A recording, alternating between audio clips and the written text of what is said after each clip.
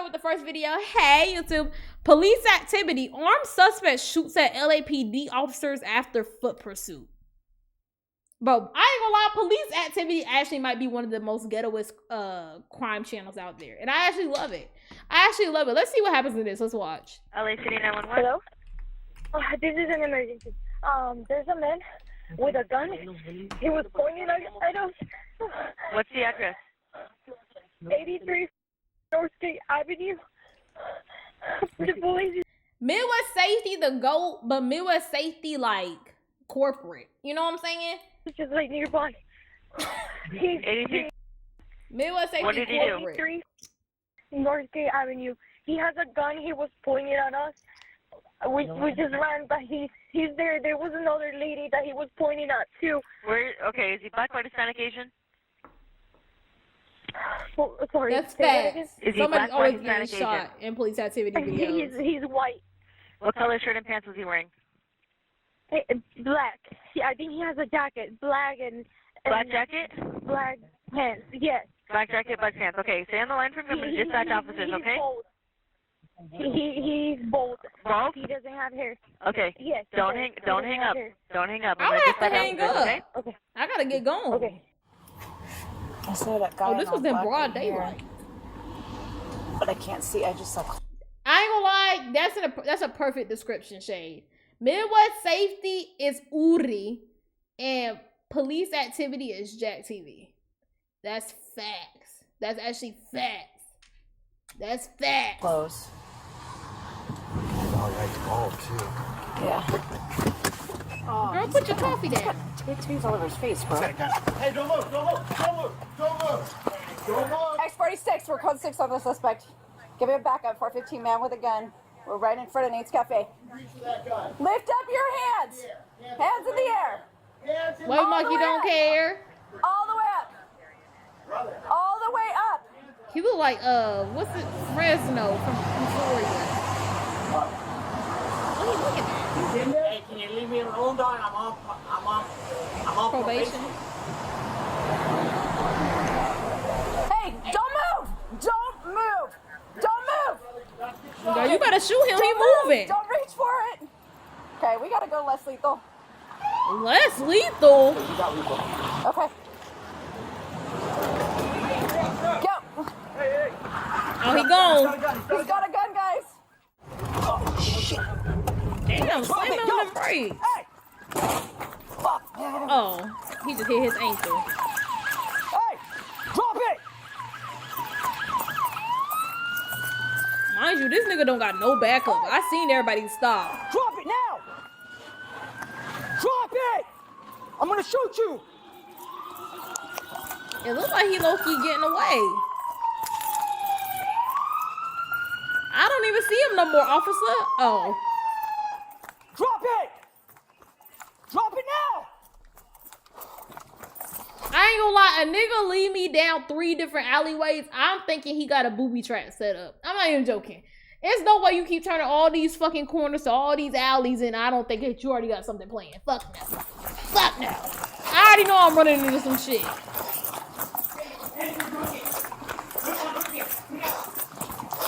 Way 5, he's northbound Northgate, 83.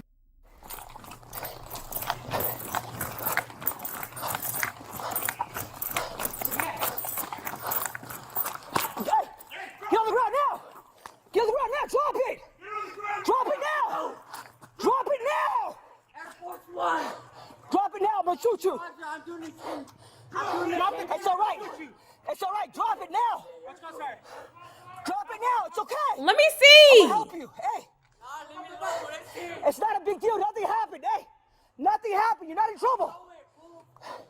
You're not in trouble. Okay, drop it. Okay, 18 guns pointed at him. You're You not in not in trouble trouble. right now. I don't want to hurt you. Don't be stupid.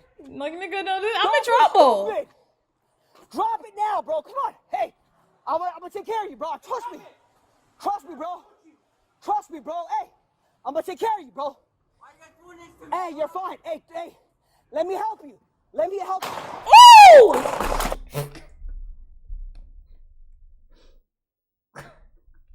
Why did I jump like I got shot at, bro? Hey, you're fine. Hey, What? Let me help you. What? Let me help you. What? I'm the one who got shot. Drop it now. Ooh. Shots fired. Officer needs help.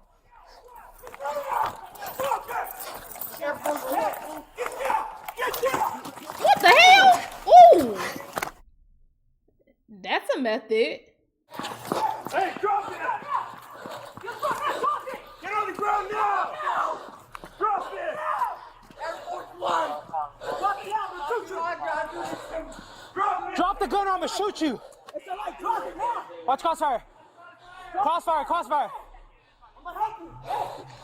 Up. It's not a big deal. Nothing happened. Hey, nothing happened. You're not in trouble. You're not in trouble. Okay, drop it. Drop the gun. You're not in trouble right now. I don't want to hurt you. Don't be stupid. Drop it now, bro. Come on. Hey, I want you to take care of you, bro. Hey, drop it.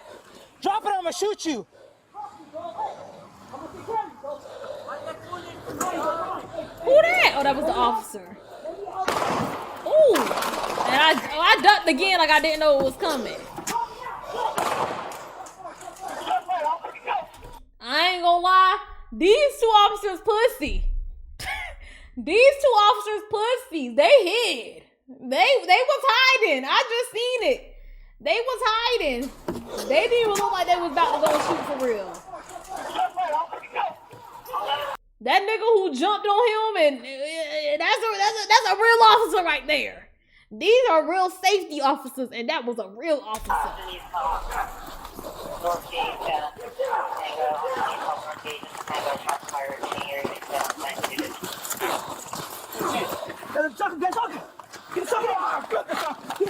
I ain't gonna lie, if I was an officer, I would have did the same thing. I would sit my ass in the back. If I was an officer, I'm gonna be the last one on the line. So a couple y'all go first, and then another couple line, and then another one, and I'll be in that fourth row. I'll just wait. I got it. Get out of here. Let's take care of you, bro. Oh, okay. Come on now. Drop it now. Shots fired. Officer needs help.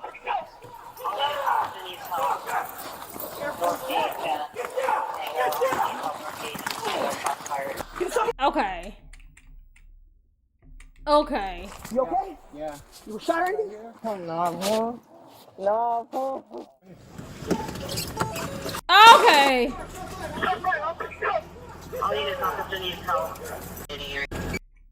Okay, I didn't need all them damn POVs. It wasn't that exciting. I mean, shit, like the video was the video. Like, it was alright. I ain't gonna lie though. Officers would be so funny. They be like, "You're not in trouble. Just everything's gonna be okay." And they be having like 12 guns pointed at you, screaming at the top of their lungs, like cussing you out a little bit. And they be like, "Bro, you fine." And it's like, I don't think those are the proper de-escalation skills. I ain't gonna lie. I don't think so. But, you know, good thing that nobody got hurt. I guess. W video, bro. It was okay. All right. Let's lock in. We got a long one tonight. Hi, YouTube. Dire Trip, the worst killing spree in Canadian history. What's going on in Canada? Let's see what's happening. Let's watch.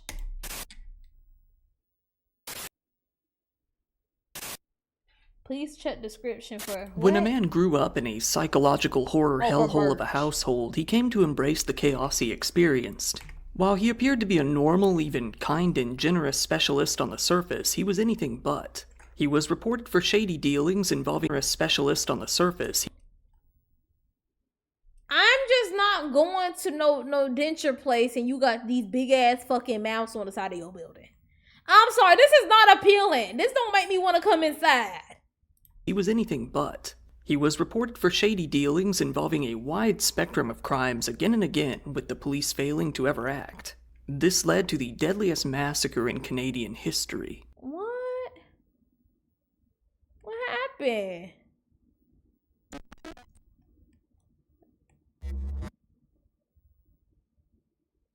Mass shootings have grown more common over the years, and in most of these cases, the killings are contained to one general area and are usually over within minutes, often less than even 10 minutes. It's much less often that someone carries out a massacre that lasts more than a whole day and takes place over multiple towns. So to learn how this all started, let's start at the beginning. Gabriel Wortman was born on July 5th, 1968 in Hamilton, Ontario, Canada. He was the only son to his parents, Paul and Evelyn, growing up mainly in the I ain't gonna lie. These is mean mustaches, bro. Like this is a choice. This was a choice. Moncton, New Brunswick area. While he did have one brother, he was given up for adoption shortly after his birth. So According fuck to him. many people who knew him throughout his life, Gabriel had been abused for years by his father. It was said that the family's record of violence went back for generations, at least as far back as Gabriel's great-grandfather.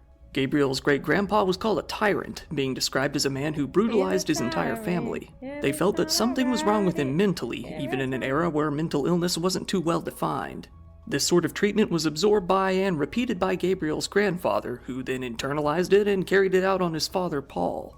According to many people within the family and those who lived near them, Paul was well known for abusing his wife, Evelyn. Gabriel grew up witnessing this sort of treatment on a regular basis.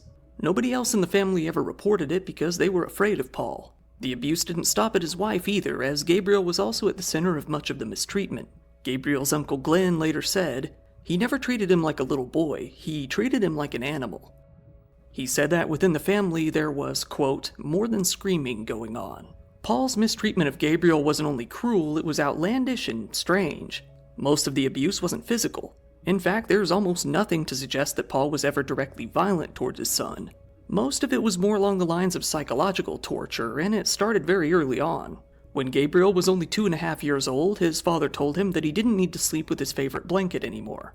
Rather than just putting it away, he took the blanket and lit it on fire right in front of him. What age did y'all start gaining consciousness? I ain't gonna lie, I don't remember shit at 2. I ain't gonna lie. So being able to recount your story about your blanket getting burned at 2 is crazy. I didn't have consciousness then, bro. I ain't gonna lie. I was still just a blob. 5 to 6. I feel like that's normal. I feel like I was probably like, I think at like 4, I was in and out. I think at 4, I was like, I'll come in one day and I was like conscious, and then I would fall out again. And then I woke up one day and I was like 6. So it was like, I feel like I was in and out of consciousness starting at 4, and then 6, I feel like I was like, okay, I'm human, I'm a person, like officially, like this is fully me. You know what I'm saying? Maybe 4, like 4 or 5. I feel like that's like a good age. Like having consciousness at 2 and you remember that is crazy, bro. You was really holding on to that blanket. When Gabriel was less than 10 years old, Paul decided that he wasn't capable of caring for his new dog. 2nd grade is like... Rather than give the dog away or even sell it, Paul forced Gabriel to kill the pet himself. He wasn't much older when his father drove him around, ominously implying that he was taking him out to kill him. Gabriel was forced to sit in complete fear. It gotta be like 7, 8. Feeling that he was about to be violently murdered, only for his father to drive back home and act as if nothing happened.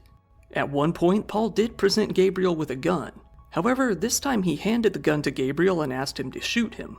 Obviously, Gabriel refused to murder his own father, so Paul got angry and took the gun back from him. Even to those who didn't know about their family life, Paul was known for being a bit of a miscreant in town. He was a serial petty thief. He would often game the system to avoid paying any money that he could in any situation. One of his cousins even described him as a, quote, career criminal who never got caught. The disrespect towards women, the cold, almost psychopathic violence, and the penchant for financial crime all came to rub off on Gabriel. While he made it no secret that he didn't respect his father at all, he picked up all of his habits regardless. Gabriel was desperate to find some sort of father figure. It was a man named Tom Evans, a man who lived in an apartment near his uncle Glenn, who would come to fill that void in his life. Tom was a lawyer in the area. He was pretty shady in his dealings, and that's putting it lightly. Nevertheless, he and Gabriel came to form an odd, lopsided friendship. Tom was 19. You gotta just be the chosen one, I ain't gonna lie. You gotta be the chosen one. You gotta be the chosen one. Somebody gotta make the conscious decision to break it. They either have to break it, or they have to separate them, like distance themselves. And cut off dealings with their family, which is another hard task in itself. Years older than him, but their friendship was described as profound. While it isn't known if anything ever happened to Gabriel, Tom was known for having a fascination with young boys. He was accused of, and even eventually convicted of, supplying alcohol to minors and even sexually assaulting an underage male. A lot of Tom and Gabriel's friendship would come down to going camping together, drinking, and going out shooting. Several people who knew the both of them have testified that they would even cross the border over into the United States to smuggle alcohol and cigarettes across the border for fun using a sailboat that Tom owned. Gabriel's Uncle Glenn knew from the beginning that Tom was bad news. After all, he lived near him. Nigga's a known pedophile lawyer, and everybody's like, right, like, that's fine. The influence that the shady lawyer would have on his nephew, he decided to reach out to Gabriel's parents. He told them, "Get Gabriel the hell away from Tom Evans. He'll only get him in trouble." However, some of Tom's other friends said that he was the best friend you could ask for. You're right. One of them, named Joe Cartwright, said that he would help him out in ways that nobody else would. He would even hire him for some jobs and paid him generously. Not only that, but he was just a fun guy to hang out with. Being around Tom and Cartwright even came to call him Gabriel's violent nature. Cartwright said, "Tom was like a father to Gabriel. Gabriel wouldn't have been Gabriel without Tom. He molded him into the professional person that he would become, I think. He also molded him in other ways." And it was proud of it. It was in September of 1987 that Tom Evans came to be arrested for unlawful use of a firearm without reasonable precaution. This was when he and a couple of British soldiers stationed in a nearby base decided to fire off weapons from a boat. Absolutely plastered, they ended up firing straight towards a local Bible camp out on the coast. 97 children had to be evacuated as the bullets hit the ground and the trees around them, sometimes even only coming inches from the kids themselves. Tom and the two others had fired 197 rounds by the time they were finished. For this, Tom was given a 1-year suspended sentence. Nah, y'all seen them kids. Y'all was trying to take them kids. You not firing 150 plus rounds, and you ain't got no type of target in sight, bro. I ain't gonna 1 year of probation and a firearms ban. Regardless, he didn't get rid of his guns, and nobody made sure he did. Tom also continued in his bad habit of supplying alcohol to young boys. After being found guilty on 4 counts of unlawfully supplying liquor to a minor that same year, he was suspended by the Law Society for a year. However, right after his suspension ended, he went right back into practicing law. Tom's criminal side extended to his job as well. He became fairly well known for defending a Colombian cartel member who had orchestrated a large-scale prison break. His client had been trying to free a few fellow cartel members who had been caught after crashing a cocaine plane operated by the cartel-sponsored Booger Sugar Airlines and crashing it into a field. No, I ain't gonna lie. Okay, I gotta stop pausing. But genuinely, what type of lives do y'all be living? Like, what do you mean your Booger Sugar plane, bro? Like, what do you mean? Like, what? Like, that's not like... These cartel members weren't only known for smuggling a whole load of blow, but also weapons and ammunition as well. Tom was able to hear all about their weapons smuggling through the case. However, this law career wouldn't last too much longer. Tom was once again suspended by the Law Society in 1990. This was when he was formally charged for both sexually assaulting an underage boy and supplying him with alcohol. This time, he actually saw some jail time, although it was only for 3 months. Before going to jail, he resigned as a lawyer for good. This wasn't out of a sense of guilt, but instead to prevent the Law Society from doing an investigation into him of their own. Gabriel had remained by Tom's side throughout all of this, and he had even been building up a career of his own. While Tom was getting into all of that trouble, Gabriel and he had... I'm sorry, which one's Tom and which one's Gabriel? Because either way, I know what was going on, because look how this hip is popped out. That's a mean hip pop. Even been building up a career of his own. While Tom was getting into all of that trouble, Gabriel had actually enrolled in the University of New Brunswick, where he studied psychology.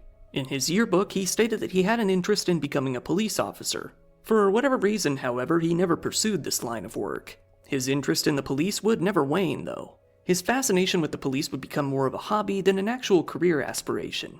Instead, Gabriel started off his actual career by becoming a funeral director. Taking a strange turn, though, he got into what would be his career path from then on out, crafting dentures. By the year 2000, Gabriel was dating a woman named Lisa Banfield, the woman that he would remain with for the rest of his life. While the two never got officially married on paper, they acted as if they were a married couple and eventually reached common law spouse status. At one point, Gabriel and Lisa were invited by Gabriel's family to join them on a family trip to Cuba. That trip started out pretty smooth, despite Gabriel's hatred for his father and lack of respect for his mother. Things took a much darker turn when Paul's past abuse of the family came up in conversation. To Gabriel's shock, Paul denied having ever treated the family badly.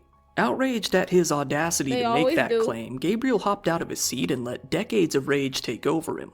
He beat his father to a bloody pulp until he was completely unconscious. It looked like he might even be dead.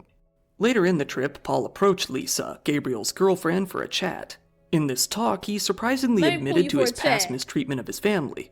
He realized the monster that he had created. He told Lisa that Gabriel had picked up his bad habits and gave her a warning, telling her, "I was a bastard to my wife, I was a bastard to my son, and Gabriel's gonna do the same thing to you." Holy. Likely due to this incident, Gabriel was referred to a psychologist named Dr. Douglas Holy. Like, imagine somebody family coming up to you and say, "Look, I'm trying to tell you right now, this nigga gonna do you in the worstest way." Oh my God. that year. He ended up seeing him 4 times over a few months. The mental condition he suffered from was listed on his chart as being narcissistic personality disorder. Despite everything going on, Gabriel continued to see financial success. He came to own 3 lots of land in Dartmouth. One of these was his main business, the Atlantic Denture Clinic. He had a second clinic as well in Halifax where he I ain't gonna lie, when I'm sorry. would do much of the same. I'm gonna stop pausing. With his newfound success, Gabriel wanted to help his old friend Tom Evans out in any way that he could. Learning to game the system financially from his father, Gabriel found a sneaky way to get Tom out of some of his financial obligations. Tom had actually owned the apartment where he lived, but it was through his company, called Northumberland Investments Inc., that he started with a business partner. Gabriel decided to buy the whole company out from under that business partner for a solid $100. Now technically owning the apartment, he let Tom live there rent-free in exchange for mundane chores like collecting rent from other occupants, paying the bills, and doing some minor maintenance. Tom, however, was still getting money throughout other avenues.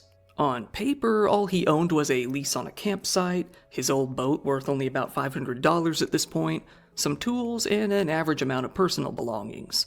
In his bank account, he was listed as only having $172.78. However, those around him could clearly see that this poor man facade was just that.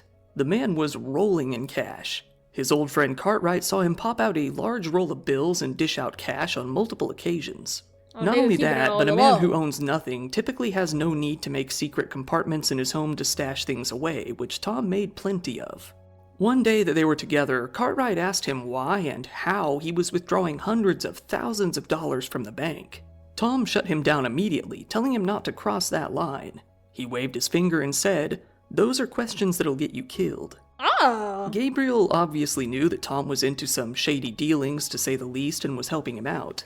Still, on the surface, he was pretty beloved in the area for his work. Like a movie villain, he hid his true dark nature by engaging in charity and philanthropy. He later appeared in the news for giving free dentures to a cancer survivor.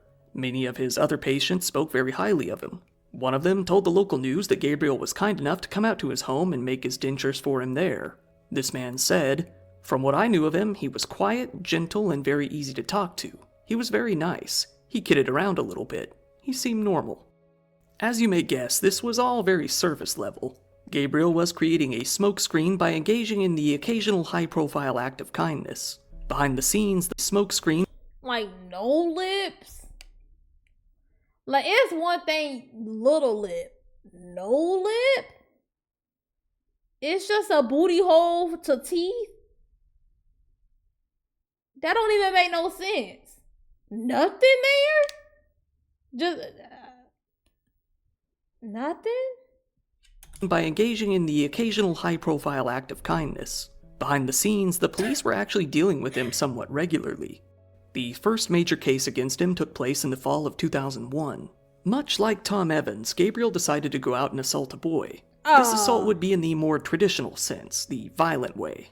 A 15-year-old boy called only Matthew was waiting for a ride at the bus stop outside of Gabriel's denture clinic one day when a drunken Gabriel stormed out of the office, accusing him of being too close to his property. This was an actual city bus stop, so Matthew was fairly confused.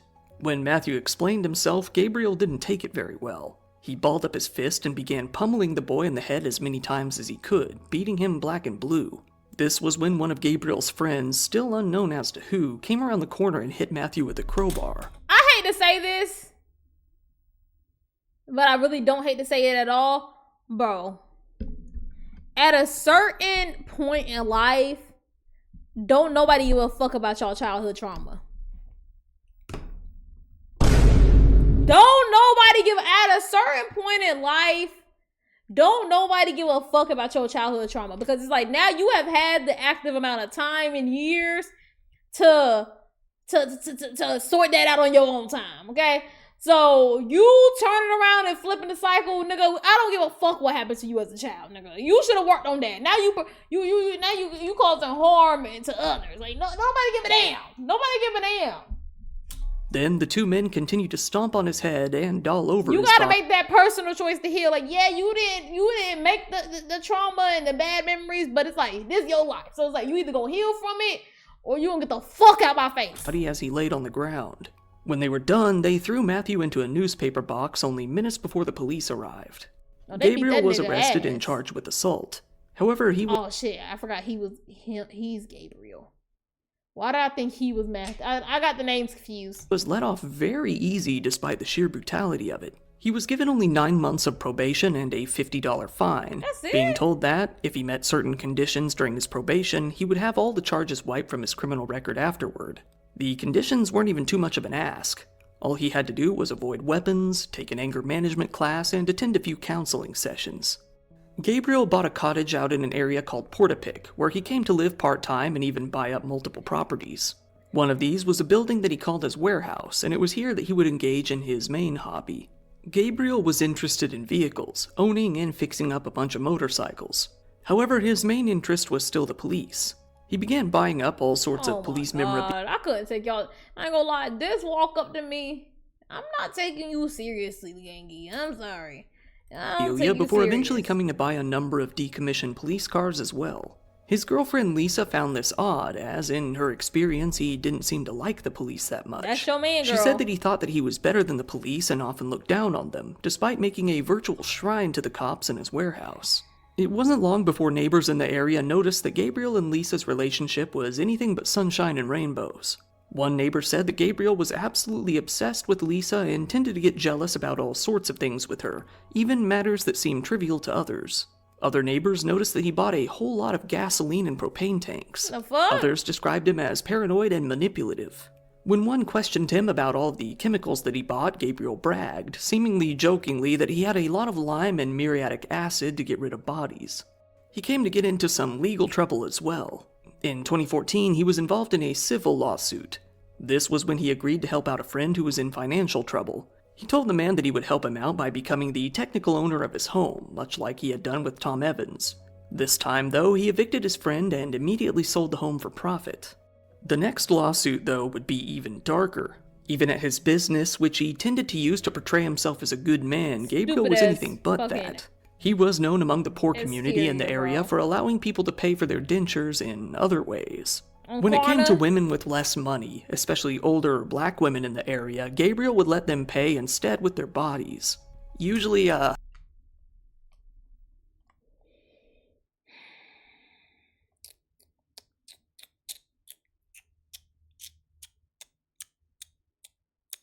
Oh, you sick son of a bitch. You sick son of a bitch, bro. let's just say that he took advantage of Son of a bitch. the lack of teeth for his own pleasure. This wasn't really even hidden. In fact, he was said to have been a household name in a lot of black communities in the area. He even encouraged some of them to get their own teeth pulled out so that he could give them a mouthful of much more beautiful teeth with his dentures. Wow. Sometimes he would even offer cash to his poor customers, especially the women, in order to refer more people that they knew to his clinic. The Denturist Licensing Board of Nova Scotia ended up receiving at least 8 reports about this behavior. These comments related to everything from sexual comments during treatment to full-on forced sexual acts. He defended himself with the usual line, that being, they're all out to get me, or simply by saying that they were all mentally You not nobody to get. I hate when people be saying that. You're not nobody to get. Who are you? Who are you? You think if I wanted to accuse somebody, I would go accuse your ugly ass? I would accuse, you know what I'm saying? Like, nigga, this ain't a lie. Like, you think, like, you're not anybody to accuse. Ill. In 2007, after years of operating in this way, Gabriel signed a settlement agreement with the board. Again, he was only ordered to attend counseling. Things went somewhat smoothly for a couple of years. Once again, avoiding any repercussions for his crimes, Gabriel continued to operate his business as if nothing had ever happened. And then the dentures outside all fucked up. You're not even a reliable business. You advertising fucked up dentures. However, in 2009, something would come to devastate him, and it had nothing to do with his misdeeds. His dad? It was November. Tom Evans, Cartwright, and another friend had all been partying together. Tom's the next still day, alive? Tom wouldn't answer their calls. They assumed that Tom had been pretty plastered and let him get some rest. However, when they still couldn't contact him even 3 days later, they decided to go out and check on him. They entered into his apartment and found him lying in his bed, deceased.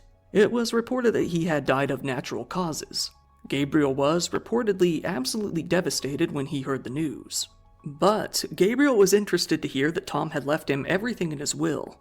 This That's included crazy. his gun, a Ruger Mini 14 semi-automatic rifle. Gabriel drove out to Dartmouth and rented a dumpster. There he cleared out Tom's apartment himself. Gabriel didn't have a possession and acquisition license, which he would have needed to own the gun. However, under Canadian law, it was allowed to temporarily own guns that one had inherited, being that most of the time it would be an unforeseen acquisition. Even so, Gabriel continued to own the gun without ever going out to get the proper paperwork even long after. That same year, Gabriel came to see a doctor, that being Dr. Forbes. While he had gone for complications due to hypertension, it was noted that he had a history of alcoholism. He promised to try and stop drinking the coming summer for his own health. Dr. Forbes recommended that he see a psychologist as well, but he wasn't interested at all. This would mean that Gabriel's criminal activity Little wouldn't ass really change at glasses. all. In June of 2010, Big he ass was head. once again investigated by the police. This was after he issued a threat to his parents. He had told his Uncle Glenn clearly, word for word, that he was going to drive out to his parents' home and kill them. While he didn't end up doing it, the police did speak to his parents. Paul told the cops that his son had been stockpiling weapons, saying that he owned Tom's rifle as well as a couple of pistols, all without a license. Paul was right. Little did anyone know, Gabriel really had come to own more guns than just Tom's rifle. He had been acquiring more guns through illegal means. Over time, he came to have 4 guns in his possession. One of these, of course, was Tom's old Ruger Mini 14. Another was a Colt semi-automatic rifle. It was first bought at a gun store in California. I'm down. This I'm was down, then Max. purchased by a friend of We can Gabriel's do in it the tomorrow. smuggling scene, who later gave it to him. This friend lived in Maine, and was the source of the other guns as well. One of them was a Ruger P89, which this friend loaned to Gabriel, but didn't really give him a time frame on when he should give it back. The last was a Glock 23, which Gabriel actually stole from this friend. When the friend confronted him on it, Gabriel said that he needed it for protection recently. So, feeling bad for his supposed situation, this friend apparently didn't pressure him to give it back. All of those 3 weapons were classified as restricted in Canada, meaning that Gabriel would have required a more specialized license than the simple gun license he already neglected obtaining, that being a restricted firearms license. Not only that, but he would have been required to register the guns themselves as well. It wasn't even only the guns either. Gabriel had also gotten his hands on multiple high-capacity magazines, also highly illegal in Canada. He didn't have much difficulty at all in obtaining any of them, crossing the border with the weapons and magazines each time with no trouble.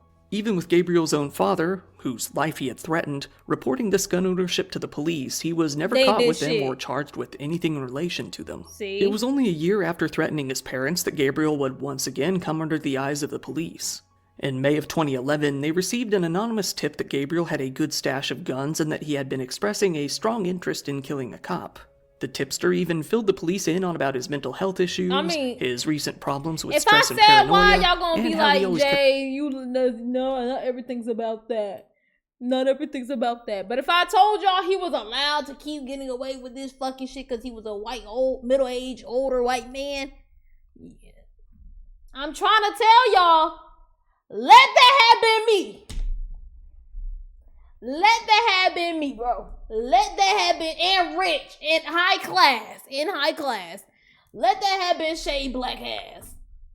Okay? They would have SWAT team raided his fucking house by now, kicked in the door, tased, shot, patched him up, shot him again. You know what I'm saying? Like, You just not keep getting away. Like, you know what I'm saying? Like, he has certain privileges is why he kept getting away with this shit. But it's like, bro, like, this nigga's clearly, something is red flag.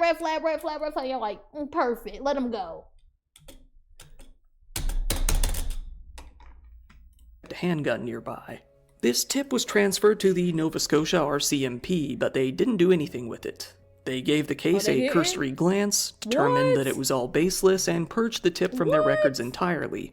Standard practice when a tip, according to them at least, is baseless. Meanwhile, people in the community felt that Gabriel was a real weirdo.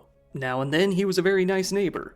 He'd invite people over to check out the bar he made in his garage with an extensive supply of expensive liquors.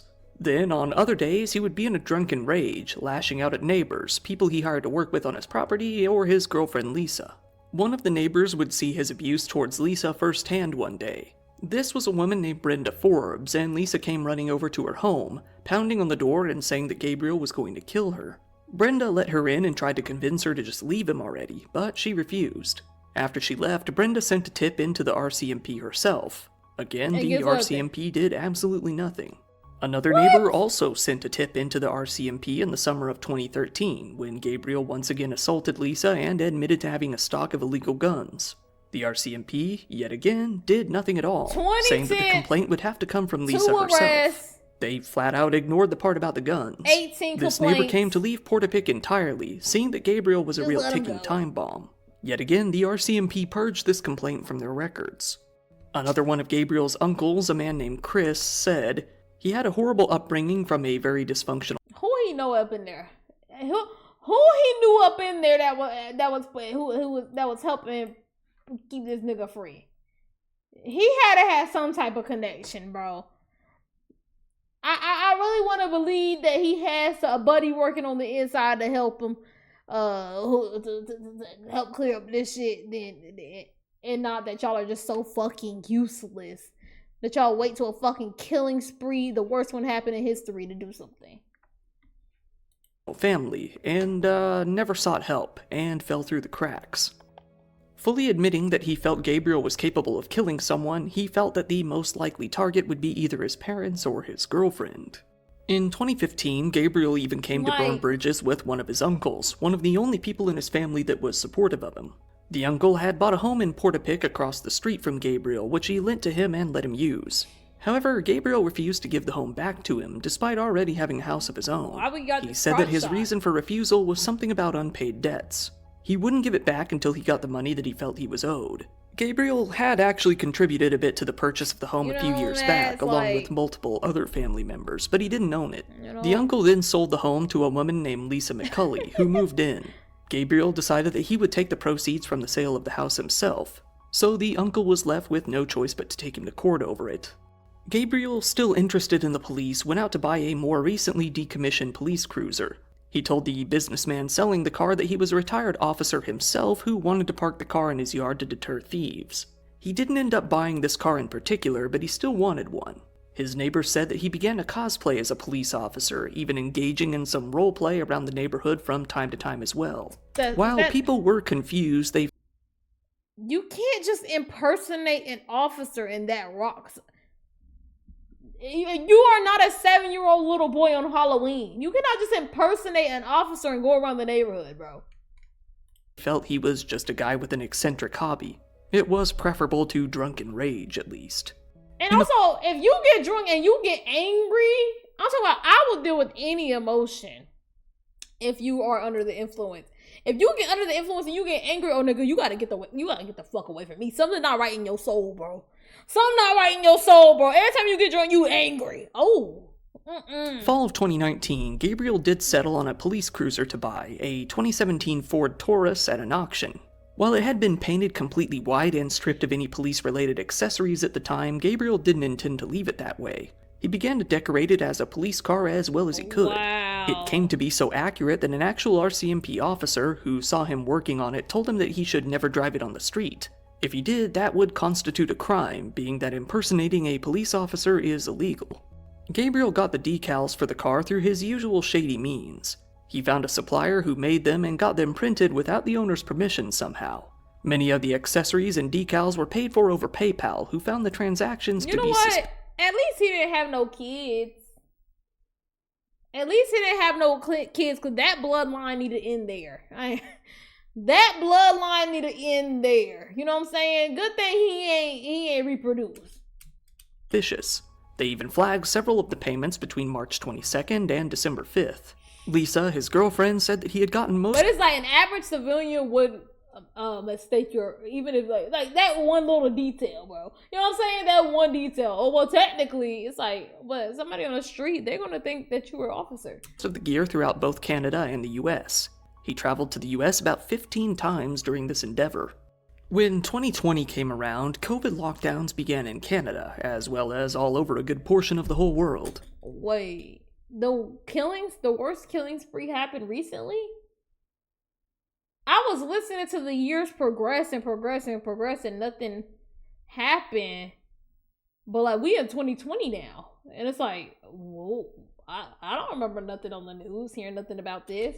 COVID hit Gabriel very hard. This was mainly because his business was affected very directly. It was deemed non-essential and forced to close for the time being. Not only that, but the COVID craze only deepened Gabriel's already existing paranoia. He was, by all reports, completely consumed by the pandemic and felt that he was And ain't nobody pick up on that this nigga's fucking money laundering, bro. Nobody picked that up. Probably going to die. He sunk into this hole for several weeks, slowly losing his mind even more than before. In this mental state, he started to feel that the Prime Minister, Justin Trudeau, would start controlling all of the money in the country. As a result, he decided to start withdrawing his money from the bank in large amounts over time. He also bragged that, while other Canadians wouldn't be ready for it, he was well armed and more than ready to take them on. In March of 2020, he was spotted liquidating his bank accounts and withdrawing a whopping $475,000 in cash at once. This was at a Brinks depot in Dartmouth, where he was recorded on the security cameras. He took the money in 4,750 $100 bills and loaded it all into the trunk of his car. Somehow, this enormous withdrawal in pure... Not even joking, over here in the States, you go to the bank, you try to pull out 5 bands, bro. They're throwing up the reddest of the flags. They're, something's off. What do you mean he just pulled out $500,000 from the bank and everybody's like, perfect! Go about your day, sir. Have a good one. Pure cash didn't raise any flags anywhere. Like, it has been widely speculated that Gabriel's paranoia about money and the government and the possibility that Lisa would leave him led him to completely snap. The cracks had already been showing. When Lisa went to bed on April 17th, 2020, she had no idea that everything that happened over the years would soon lead to an explosive culmination. Oh. Well, Canadians don't give a damn about nothing, apparently. Oh, hold on. Shit about to get heavy. The next day, on April 18th, Gabriel and Lisa were celebrating their anniversary. They were at the cottage on Portapic that day, celebrating. Throughout the day, things seemed to have gone fairly well, or at least normal. However, that all came to an end just before 10 p.m. Gabriel and Lisa got into yet another argument, but this time something was very different. While it still isn't known exactly why, Gabriel flew into much more of a rage than usual. He lashed out on Lisa, beating her there on the spot. With Lisa in shock, Gabriel grabbed a can of gasoline and walked inside the cottage. He poured the liquid all over the home before setting it on fire. Holy. He walked back outside, grabbed Lisa, and forced her to walk with him to his nearby warehouse. There, he threw her into the back of his replica police cruiser, tying her up in the process. Pulling the car out, Gabriel then set fire to the warehouse as well. Somehow, Lisa was able to escape from the back of the car. She ran out into the woods, and unsure of what to do and afraid of being caught, she continued to hide there. Gabriel wasn't content to take his rage out on only Lisa. For reasons only known to him, he wanted to take his anger out on anyone and everyone around him. He took one of his guns and walked over to the home of Greg and Jamie Blair, who lived nearby. What? Greg was outside and noticed the gun in his hands. Jamie and their 2 young boys heard him shout, "What the fuck are you doing with a gun?" before a loud bang. Greg was killed only steps away from them at the front door. Jesus. It's believed that Gabriel came after Greg first because he knew that he was both strong and owned guns himself, making him the only person in the area who might put up a fight. Jamie ran back into the house and grabbed the boys, ushering them down the hallway and into a bedroom. She called 911 immediately at 10:01 p.m., being the first person to alert the police to what was going on. She stood with her back against the bedroom door, trying to prevent anyone from coming inside while she talked to the police. The boys hid behind the bed, with nothing in their power to do but watch him wait. Gabriel made his way into their home and found where they were hiding. Failing to open the door, he pulled up his gun and shot multiple times through it. Oh my Jamie was killed God. instantly. Gabriel then tried to set fire to this house as well, but after a few unsuccessful attempts, he gave up and left. The two boys inside escaped and ran off towards the home of a neighbor, Lisa McCulley. Lisa McCulley was the woman who had bought the home that Gabriel and his uncle had previously fought Oh my over. God. Lisa McCulley had just put her own son and daughter to bed before noticing that something was up. She lived within view of Gabriel's warehouse and could see the flames flickering outside through the trees. She went outside to see that the flames were actually now even higher than the tree line. There was a man, seemingly an RCMP officer, next to his cruiser. She walked over to him to ask him what was going on. This man was, of course, Gabriel. He shot her. As she walked towards him, he pulled up his gun and shot her. She died instantly. Jesus. Shortly after, the McCulley kids who had been put to bed were awakened by the Blair boys who had run from their own home. All four of them gathered together and hid inside the house. They called 911 together, telling them what they knew as the operator tried to keep them calm. They were told to wait for someone to come rescue them. Given that they didn't know who the killer was, they were given a special password that real officers would give them upon arriving to their house. Still, it would be a good while before the police made their way out to the area. Cause far Gabriel out. made his way into the home of Don Madsen and Frank Galinchin and shot them on the spot. This Oh was my where a neighbor happened God. to spot him.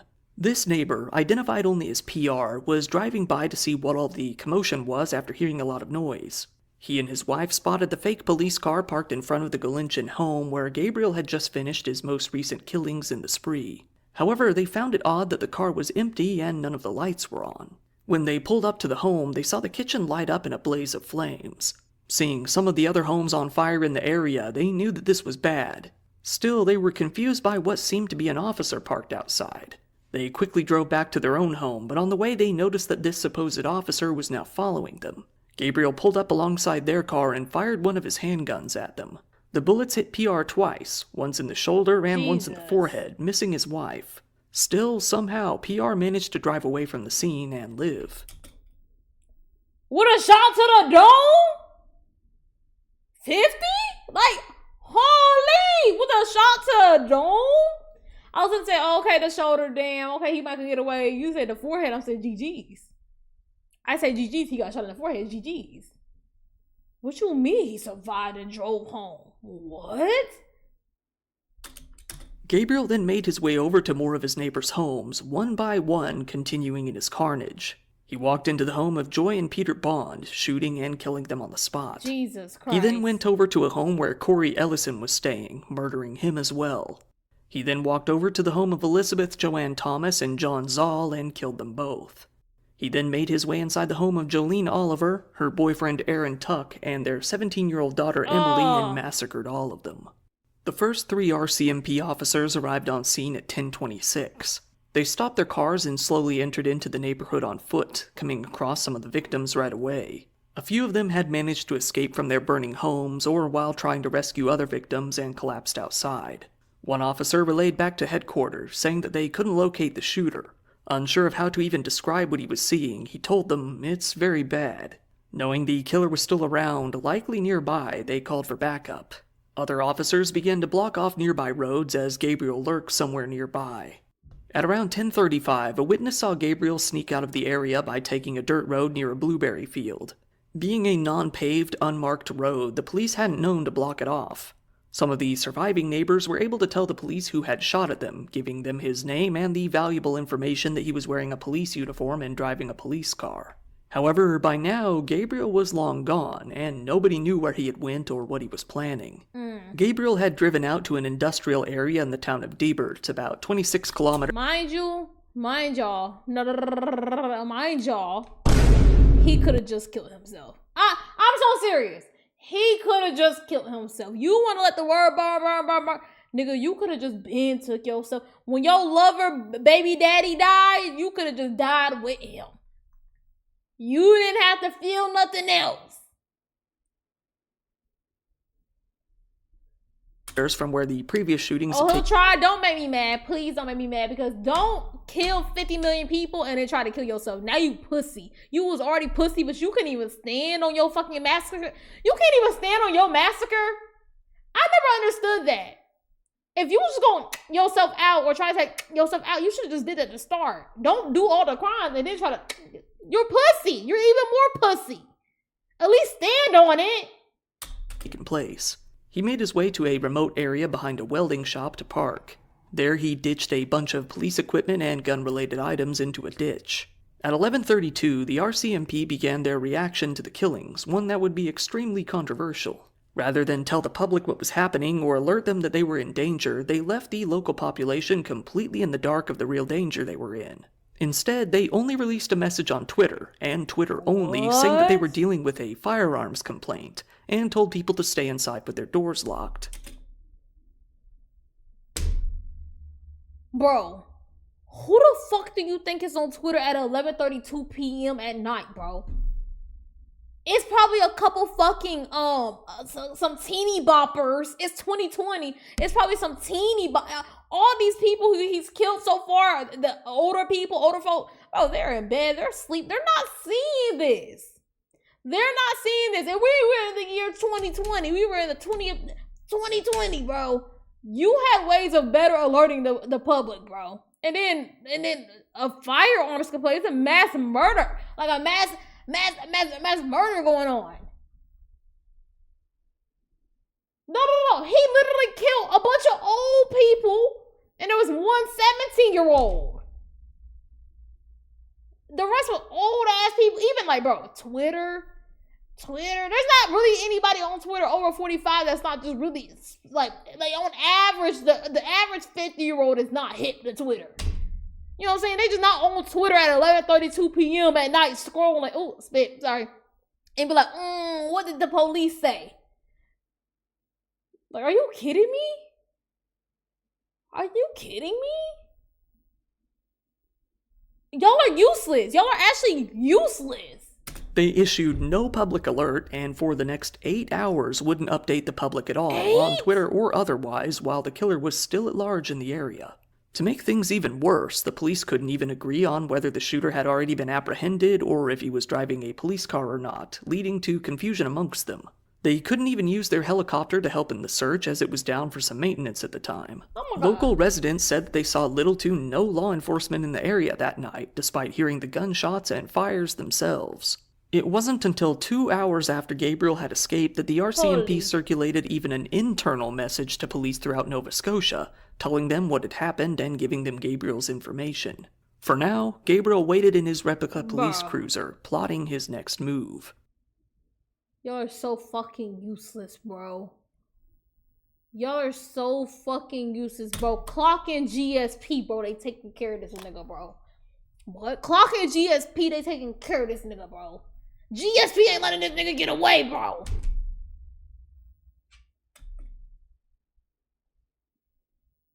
It was now the next day, April 19th, and the sun was coming up. Next day. Gabriel was still on the run, and he wasn't anywhere near done with his murderous plans. At 5:43 a.m., he left the town of Debert and drove north on the highway towards the home of some people that he knew. He was now about 37 kilometers north of Portapique and ready to continue his rampage. Mind you, it's the next day. Y'all, it ain't on the news. It ain't in the, y'all couldn't send it to your local, to the news.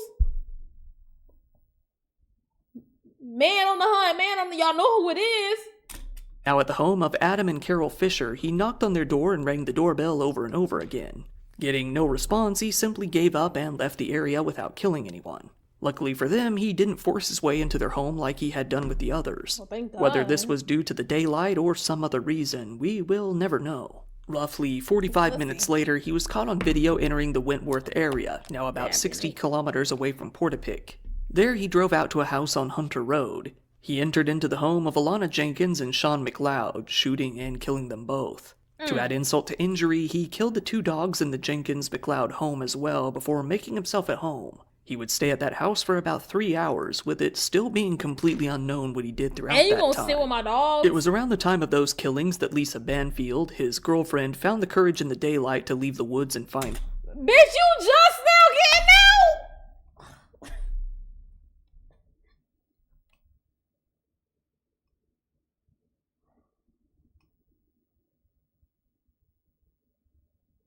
You know what? Survive. Survive. You know, I'm not mad at you, girl. You had to make sure you survived. I ain't mad. help. She ran to a neighbor's house to call for help, with They all Gabriel having dead. destroyed her cell phone in the rampage. She was barefoot, telling the neighbor that she had been in the woods all night, fearing for her life. She was able to give a photo of the fake police cruiser that Gabriel was using. With this information, the RCMP finally issued their second alert at around 8 a.m., almost 11 hours after the massacre had started, warning that Gabriel On could Twitter? be anywhere in the area of Nova Scotia by 24 quote tweets and it says 274 retweets. Not even 500 likes. That's y'all mass alert. That's y'all mass alert. at this point. At 8:45 a.m., Gabriel was finally publicly identified as the shooter. Tired of waiting at the home where he was hiding out, Gabriel set fire to it much like many of the others. On his way out, a neighbor noticed the flames and approached the house to help. Gabriel then turned the gun on this man, Jesus Tom Christ. Bagley, and murdered him as well. He got back into his car and left I the don't scene. even know what number we're at, bro. He started driving south on the highway this time, back towards Portapique. At 9:43, he was seen stopping along the highway. There, a woman named Lillian Hislop was walking. He pulled out his gun and shot her in broad daylight. How you just kill Then anybody? took off once again. 5 minutes later, he made his way out to a house in the Glenholm area, knocking on the door. He tried to trick them by saying that he was a police officer who was involved in the manhunt. He even shouted his own name, saying, "Come out with your hands up." The people inside, knowing very well who he was, called 911. One of the residents grabbed his own shotgun in case he tried to enter. They said that they recognized Gabriel, that they knew him personally, and that they felt he was there to kill them. After they didn't answer the door, Gabriel gave up and left their home, possibly due to knowing that the man inside was armed with a gun of his own. They were lucky, as he still Bro, they should have just shot that nigga, bro. wasn't Nobody done. was gonna be mad. Gabriel then drove past a local campground in East, ending up driving through Debert. The police tweeted that people should avoid the highway that he was using. Still not Tweeted. informed Oh my god, imagine your fucking police department warned you through Twitter only. Twitter?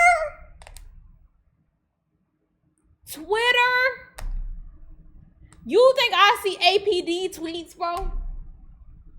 You think I see APD tweets, bro? them to the scale of what was happening.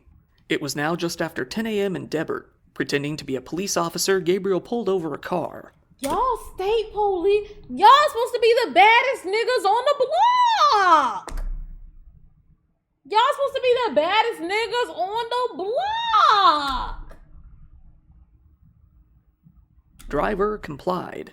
Gabriel then walked up to her window and killed her.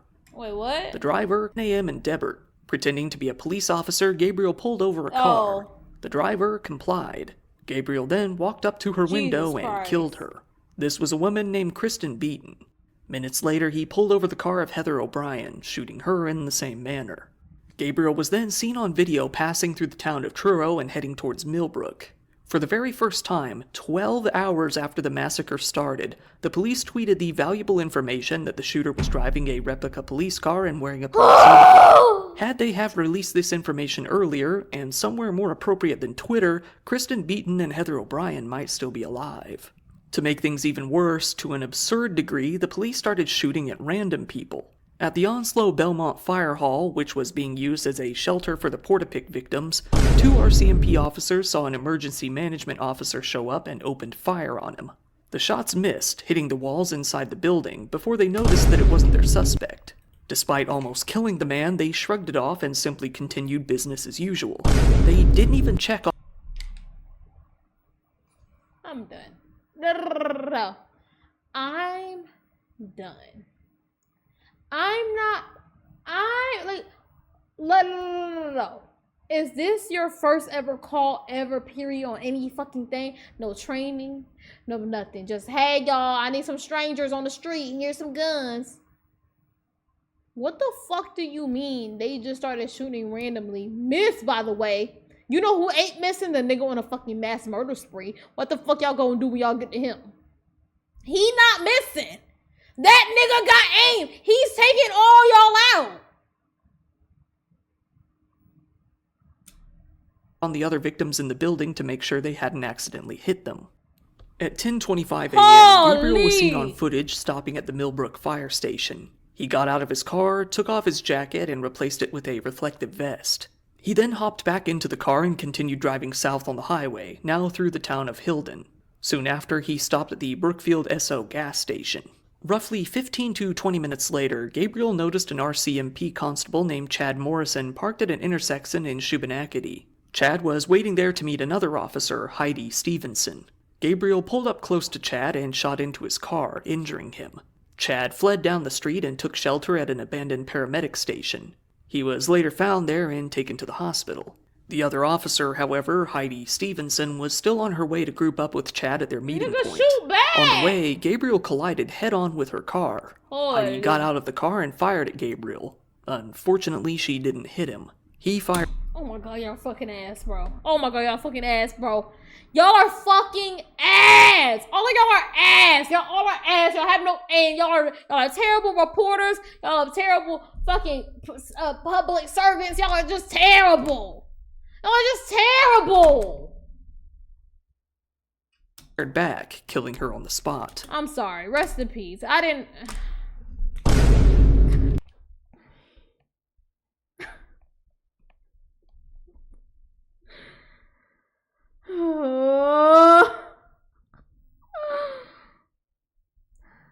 Rest in peace, bro. He then took her own service pistol and set both her and his replica police car on fire. It was then that another driver, a man named Joey Weber, pulled up to the scene to see if he could help the injured officer. Gabriel pulled up his gun and shot him as well. Then he stole his silver Ford Escape SUV and fled the scene. The police announced that he was now in a different vehicle at 11:06. On Twitter, right at the time by the way. Twitter.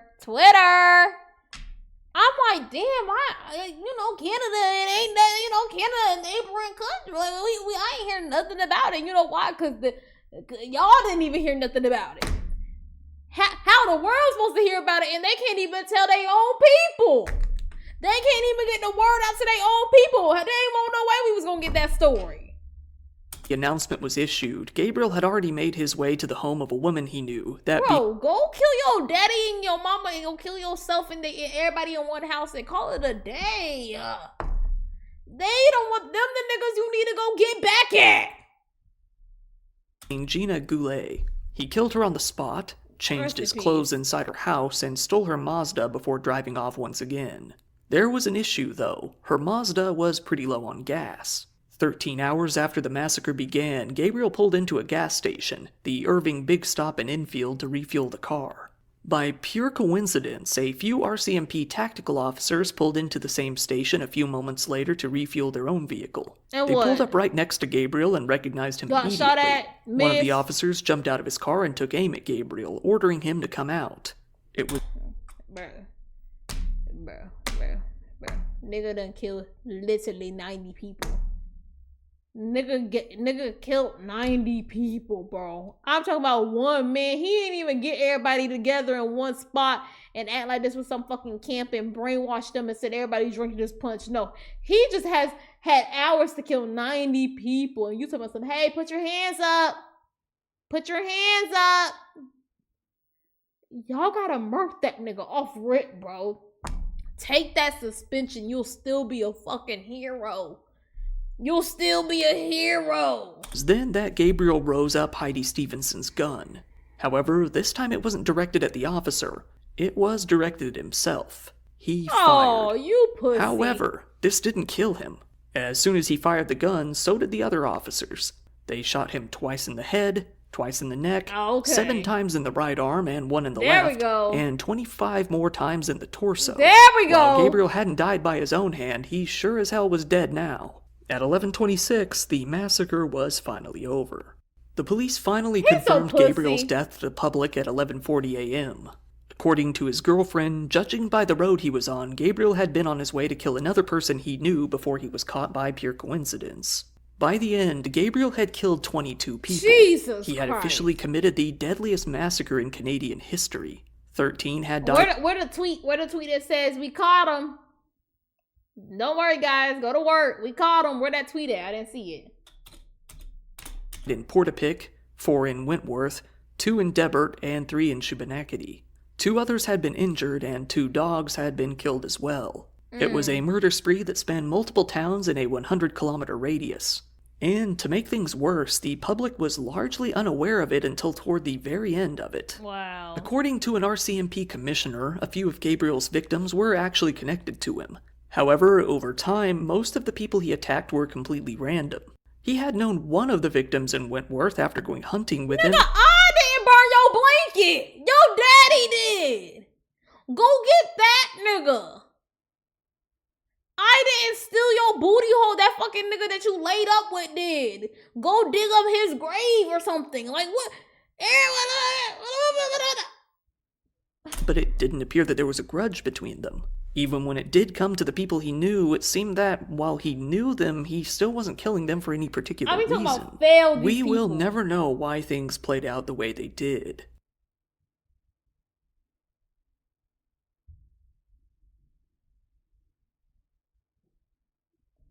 Royal Canadian Police. The investigation started immediately as the attack ended. It was quickly found that, over time, Gabriel had actually come to own 4 police cruisers, not only the one used in the attack. 2 of them were burned up at his cottage in Portapique, and the other remaining car was at his property in Halifax. Within his home was what was only described as a shrine to the RCMP. In the destroyed home, they found a safe containing hundreds of thousands of dollars that he had liquidated. The police ended up with $705,000 in cash from his properties. This resulted in an audit being done on his finances. What?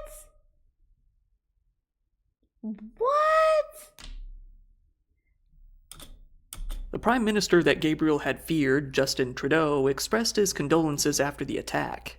However, within one day, his entire focus turned to gun control. It was announced that the sale, importation, transportation, or usage of assault-style firearms would be banned immediately. Many guns were reclassified from restricted to prohibited. Owners were given a 2-year grace period to trash, export, or sell them under a buyback program. About 1,500 models were now classified as prohibited, mainly semi-automatics. Many within Canada were puzzled, with even experts weighing in. They argued that this gun ban wouldn't have prevented Gabriel from getting his weapons in the first place. After all, he already wasn't allowed to own them, and they had been smuggled into the country illegally, not purchased. They noted that the ban wouldn't do anything to address the main problem, which was that the guns were so easy to traffic across borders. Several different the main problem is that we gave this nigga like 50 years to bullshit around and said, well, let him go. Be free, white man. Be free, white man.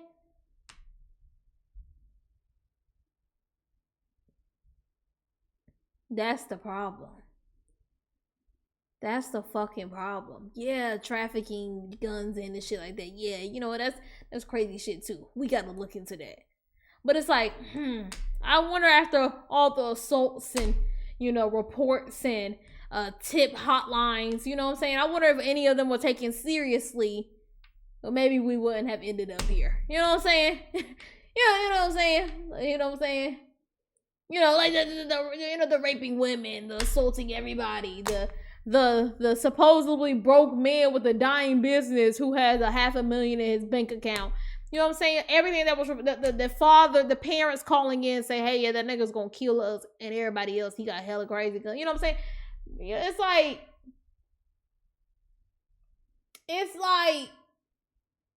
well, maybe I just can't help but to wonder if anything was ever taken seriously, we wouldn't be in this position. You know what I'm saying? Cases began with them stating that the government had overstepped. Because you can't stop anything fully. You know what I'm saying? Obviously, we could put in a lot of more control and restrictions and, taxes and, all this type of stuff. But you're not going to stop anything fully. But you know what we can do? Is take reports seriously and actually investigate them and, look at some of these offenders and put a question mark above their name. That's what we can do. What's in our control. Weird niggas gonna weird nigga regardless. But we let this weird nigga for entirely too long. Entirely too long. You know what I'm saying?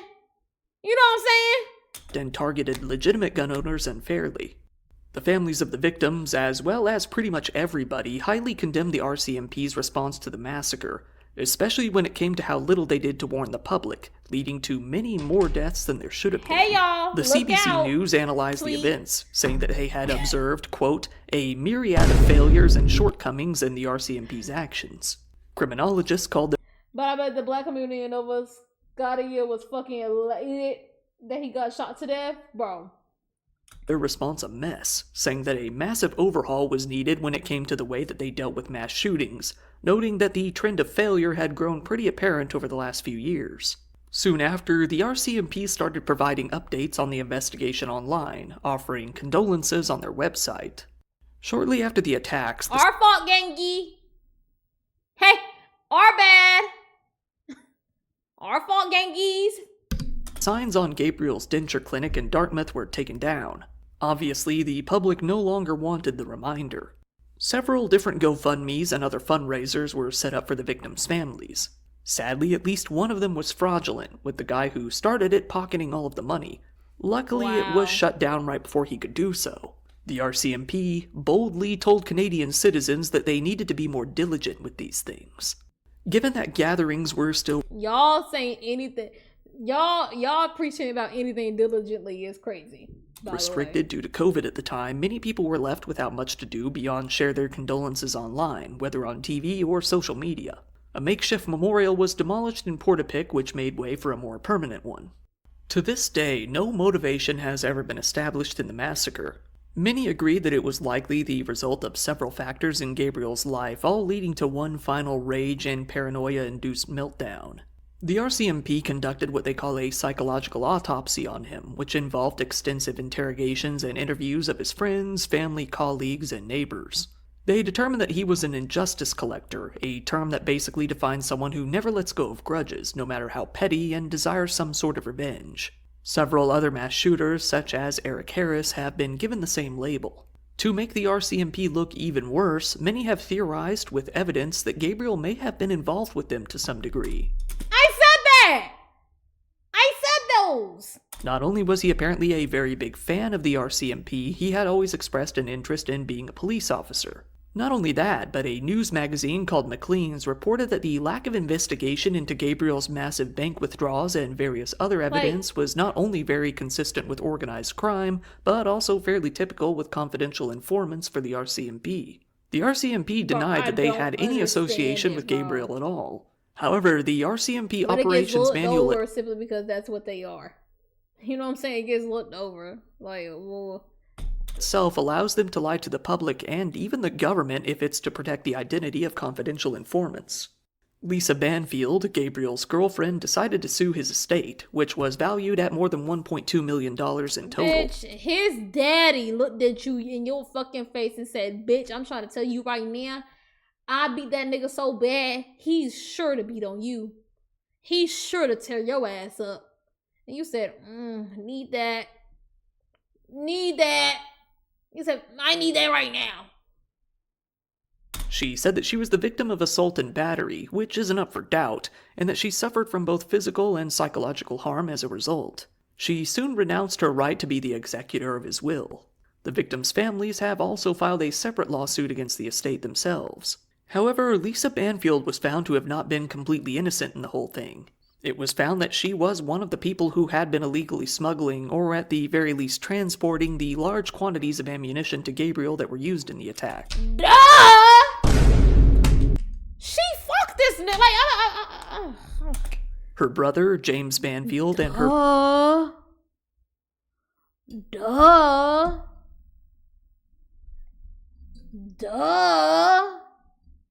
brother-in-law, Brian Brewster, were also charged in relation to the smuggling.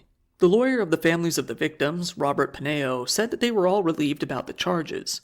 He said, "They felt throughout that this was a major piece of the puzzle that was missing. Through circumstantial evidence and some information from the community, they have felt that there was some sort of involvement beyond the killer himself. So this information has helped put their minds at ease, to a point." Still, the police stated that none of them had any prior knowledge of the attack that was going to happen. Eventually, the charges were dismissed. The victims' families came to file another lawsuit as well, this time not against the estate, but against the RCMP and Nova Scotia themselves for their handling of the attacks. That lawsuit, it seems, is still underway. The RCMP announced that they would investigate the officers who fired off the shots in the fire hall in Onslow, the place where they shot the emergency worker. Of course, they concluded that the officers firing the shots were justified and swept the whole thing under the rug. Many other questions have been raised in recent years separate from the police handling. For one, why did the police time and time again ignore Gabriel's treatment towards his girlfriend? Why did they not care when it was reported that he was stockpiling weaponry on several occasions, which were very serious felonies? Why did they ignore that he clearly stated he wanted to kill a cop? Why was he able to withdraw hundreds of thousands of dollars in cash at once without even the slightest investigation into his banking activity, even if to only make sure that he wasn't being scammed? Why didn't the RCMP use Alert Ready, their existing warning system for emergencies like this that would have alerted everyone nearby on their phones? Why did they only vaguely post on Twitter, almost as if they were reluctant to tell the public that they were in danger? Why did they make posts on Twitter at all when the area of Portapique was known for having terrible cell reception? Why did they use Twitter in an area mainly comprised of senior citizens who wouldn't use it at all? The RCMP didn't have answers to those questions. On July 28, 2020, the federal public safety minister, Bill Blair, announced All questions I asked. that a public inquiry would be held involving the RCMP's abysmal response that day. However, many weren't hopeful. These niggas, It was unlikely that much would come from it. The inquiry didn't have the power to force people to testify, and the RCMP operations manual still allows the officers to lie, even in situations like this, to protect the identities of their informants. Later on, several court documents involving the case were finally unsealed. In some of the documents were police interviews with several witnesses that claimed that Gabriel had been a known drug smuggler who provided the people in Portapique and a nearby area called Economy with drugs that he smuggled in from Maine. Duh!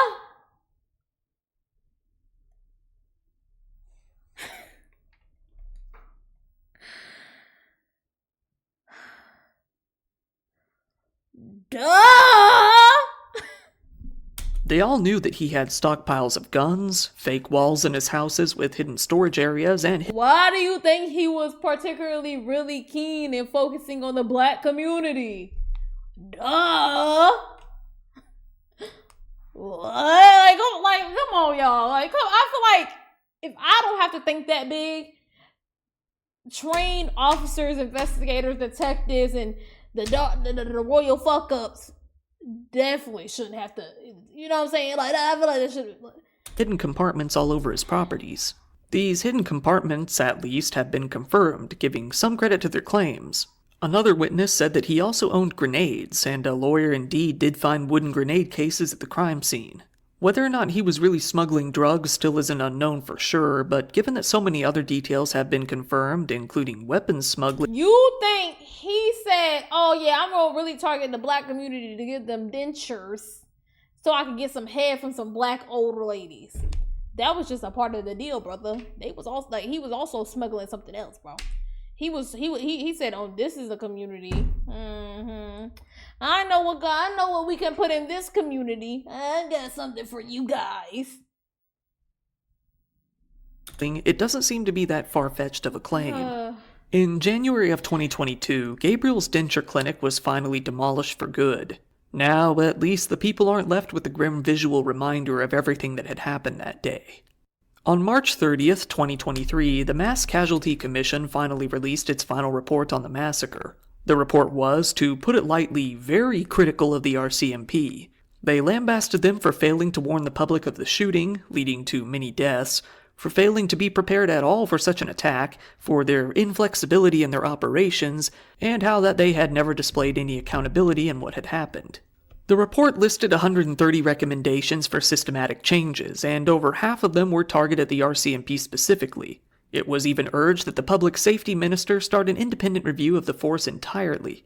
They also called for the Alert Ready system, which was privately owned, to be nationalized and overhauled to stop crimes like this from happening in the future. Not a whole lot of time has passed since then. Only time will tell if these recommendations lead to improvements, if they're even put into place at all. Once again, thank you for watching my video. If you found it interesting, please give it a like, it helps me out in the algorithm, and... I feel like said my piece. Y'all know my thoughts. Do I need to say more? No. Do I really need to say more? Do I need to say more, guys? Like, come.